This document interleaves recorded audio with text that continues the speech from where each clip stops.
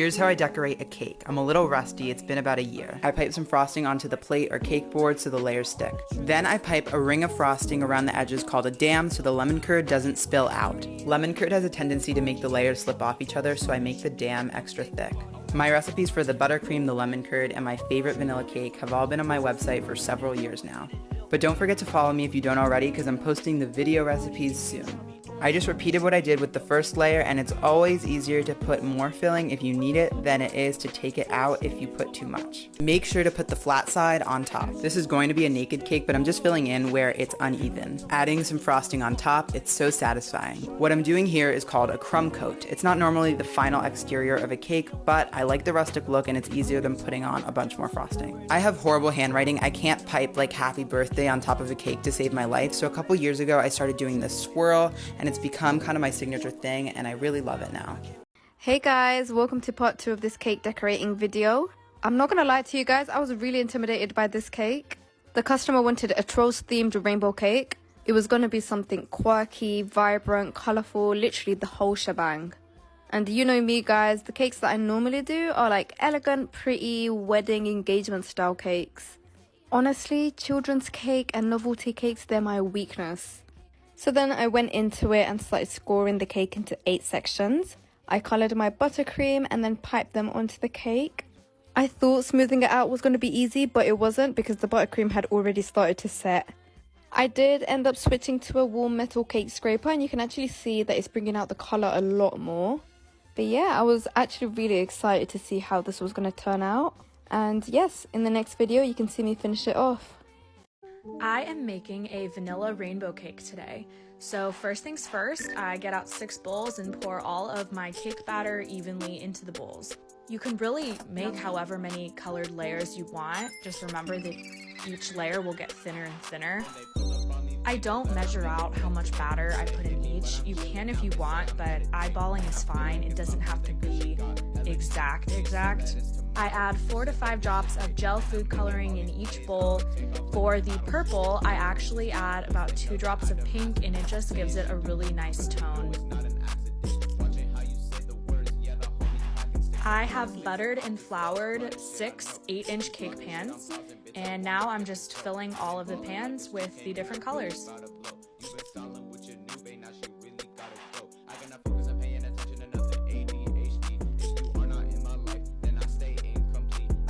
Now that all the cakes are baked, I trim each layer.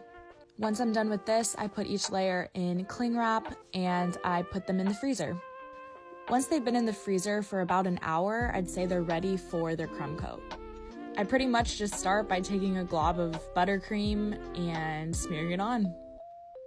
I stack all of the layers in color order, so I do purple, blue, green, yellow, orange, pink, but you can do it however way you want.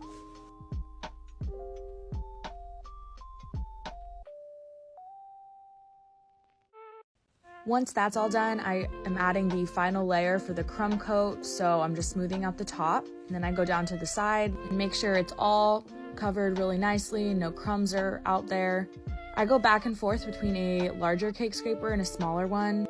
I like the effects of both, so I just literally switch back and forth. And your crumb coat is finished. Now that the cake has been chilling in the freezer for about an hour, I add more buttercream to the top and sides.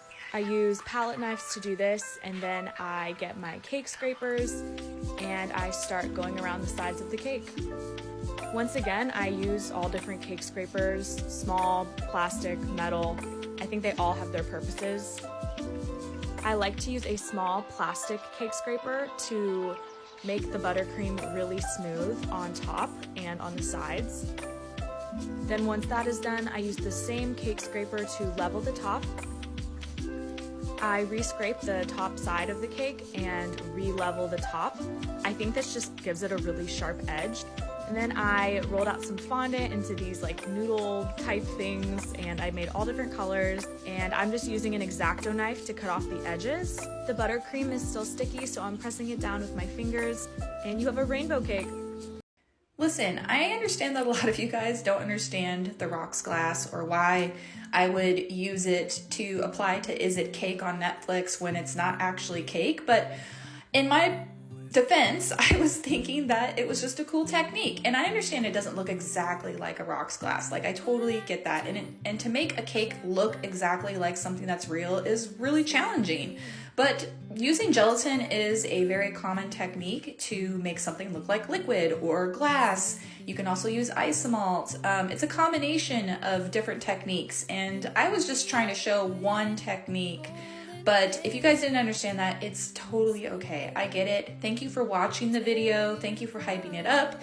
And to all the people who told me I suck, that's okay too, because I'm not perfect. I definitely don't always hit the mark. And you're right, there were too many bubbles in the rim, and I don't think it would fool the judges. But I'm going to continue making realistic cakes, and I'm going to continue tagging Netflix to see if I can get on the show, because I think it would be a lot of fun. And at the end of the day, it's just a cake. And it's just a cake show, and I love what I do, and I hope you guys enjoy watching it too.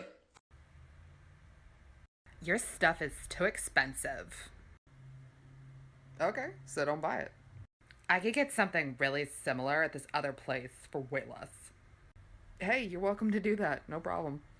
You don't understand. I'm not going to buy it from you because it's way too expensive. I mean, that's cool. I've got these folks over here.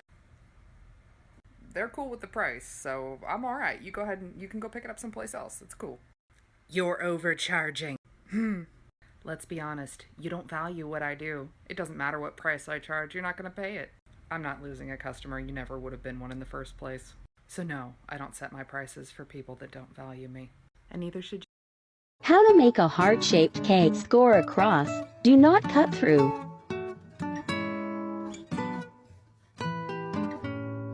Line up the knife with the lines at an angle and cut.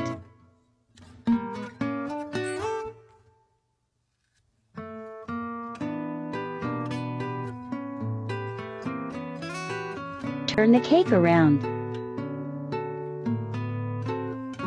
Line the knife up with the line in the middle and cut at an angle on both sides.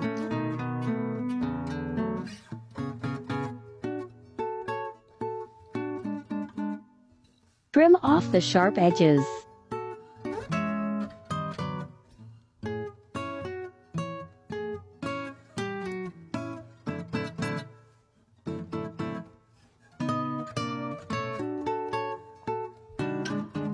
Wow, so cute. I got married 4 years ago, and my husband and his family are many times over millionaires. My family is just middle class. Our wedding cost around $700K, paid by him and his parents. My parents gave me a flat fee of $10K for a dress, which they are also giving to my sister too. My sister and her fiance are lower class. She has $170K in student loan, while he has $110. They have $18K in medical debt and $35K in credit card debt. Well, last night was my sister's birthday dinner, and she announced she was engaged and wanted help paying for her wedding. She gave me a spreadsheet of how much she was going to need for her dream wedding. Anyways, her dream wedding is supposed to cost $100K, and as her only sister, I need to step up and help pay for her wedding since her parents are only giving her $10K for a dress. She said she needs me to give her at least $70K since I'm rich now. When I told her I'm not giving her $70K, she cried and said it wasn't fair how I get whatever I want. When she realized I wasn't going to budge, she broke down about how I'm just using motherhood to be greedy and lazy. I have 2-year-old twins. I eventually told her I wasn't going to be bullied into giving her $70K. She's 15 weeks pregnant, hence why she's in a rush to be married right away. When I tried to leave, my fiancé and I are high school sweethearts, and we've been together for about 12 years. We were engaged for around 3 when he passed away due to an accident in the beginning of 2020. A few weeks ago, his brother came to visit me, and he's planning to propose to his girlfriend. He asked me if he could have the family's engagement ring. The ring my fiancé gave me is a family ring which had been in the family for generations. I have been wearing this ring for almost 3 years, and it's a symbol of our relationship. I don't feel ready to give it up. When I told him this, he got upset and said it's a family ring and it belongs to him now that his brother is dead. I told him to get out. I called his mom to let her know why I wanted to keep the ring. She told me she wouldn't have minded if I had been married to him, but I wasn't, so I'm not part of the family, and therefore I should return the ring. She said I'll move on one day, and it's unfair to hold on to a ring that I will never wear again, especially a ring that belongs to her family for generations. I would have at least considered giving back the ring in a few years. I just can't bear the thought of parting with this ring now. So I told her I'm sorry that she felt that way, but her son gave me this ring and I'm not giving it back. Since then, his mom and his brother have been spamming my phone with messages and calls about how I'm trying to steal their family ring. So am I wrong for wanting to keep the ring? I'm going to show you how I made one of the most realistic cakes I have ever made. I baked a round vanilla cake and I wrapped just the outside in buttercream icing and ivory fondant. I then used a brulee torch to torch the outside of it. Fun fact, most fondants are made out of marshmallows, so when you toast them with a Brûlée torch, it just smells like toasted marshmallows over a campfire. I then topped the top of my cake with some red buttercream and then just shredded this modeling chocolate over top and then melted that onto the cake with a Brûlée torch again. I did it enough that it got it a little bit toasty on top. I then made a fondant details to go on top of it. So I did this kind of purple marble with this white, and basically every little piece I used my hands and different tools to get the exact kind of color and texture I was going for. I even used little candies to put on top. You can kind of see it coming together now. I then hit it with a Brûlée torch again just to make everything extra toasted. I can't believe how realistic this came out, and I'm so happy with it. Like and follow to see more videos.